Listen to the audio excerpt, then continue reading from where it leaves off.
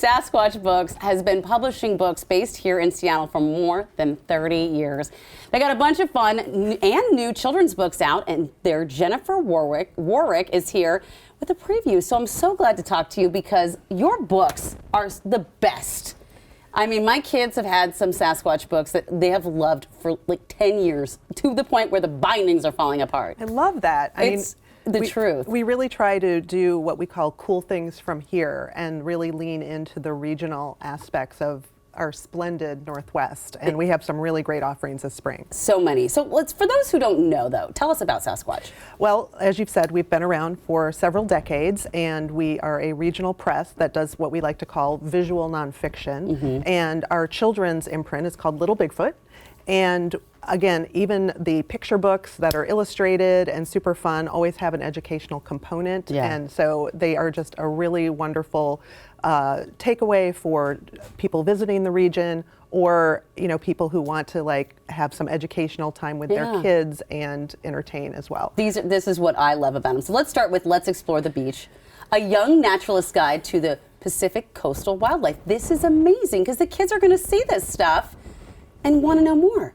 It's amazing. I was, kind of boning up for today and going through this, and I've been here in Seattle for decades, and I was learning all sorts of new things, going beyond seals and crabs to nudie branches and barnacles. Like baby barnacles swim around for 6 months before affixing themselves to rocks with their heads, and scientists are like studying the adhesive to see if there's like applications for us. No kidding. There's all sorts of great stuff. It's divided into 3 sections of shoreline, tide pooling, and shore birds. Okay. So young birders are can learn a lot about coastal birds as well. The cormorant. Yes, I was trying to search the other day. I'm like, what is the bird that always hangs out near the ferries sometimes and is kind of loud? Mm-hmm. And I think that's what came up. Looking for snacks, probably. Looking for snacks. Yes. This is awesome. What a great thing. Okay, next one.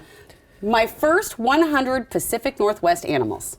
Yeah, there's a lot of books out there that are 100 words or 100 animals, and we did a PNW take on it. So it's a great way to connect words with visuals for little toddlers learning their vocabulary.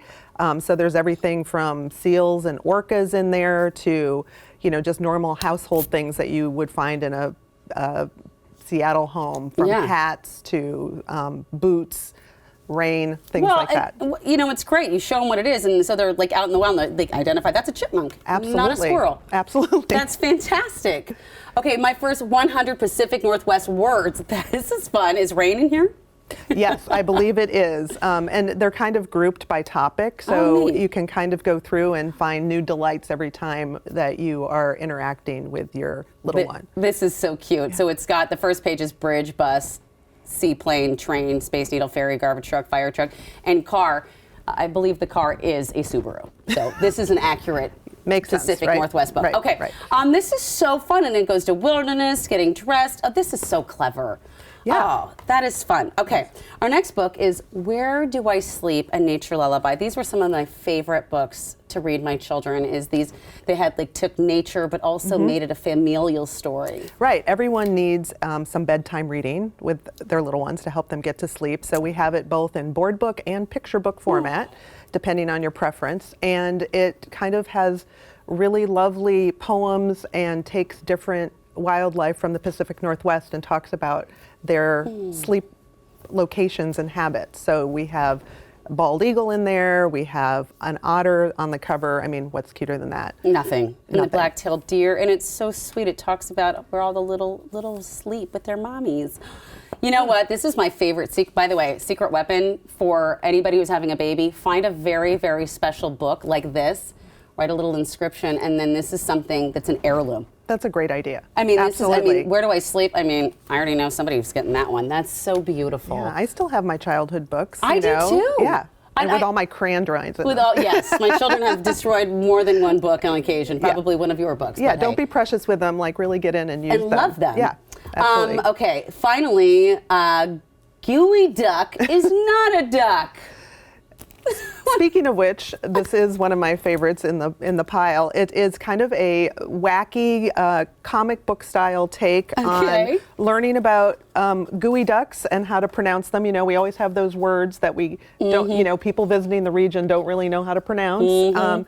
And it's told through the story of C-Star, the star reporter for KCON 5. So they have a little K5 logo on their jacket, little nod.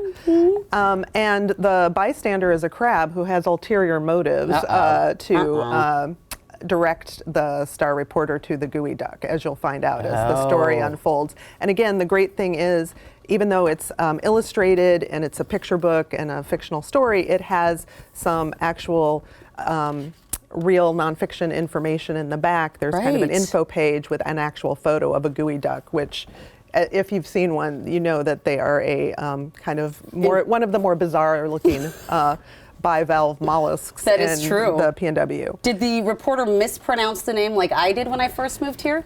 No, he actually just thinks it's a gooey duck.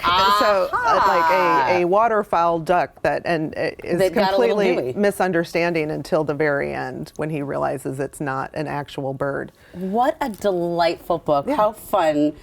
By Candy Williams, illustrated, Wellens? Yes. Illustrated by Ellie Peterson. This is just delightful. Thank you so much. Oh, you're so welcome. So much for bringing things here. Please come back anytime because truly these are a gift. And again, an heirloom because it's so much a part of who we are and we're so proud of that. So I'm so grateful that you brought them today. Thanks so much. And come back anytime, please. I will. All right. Definitely.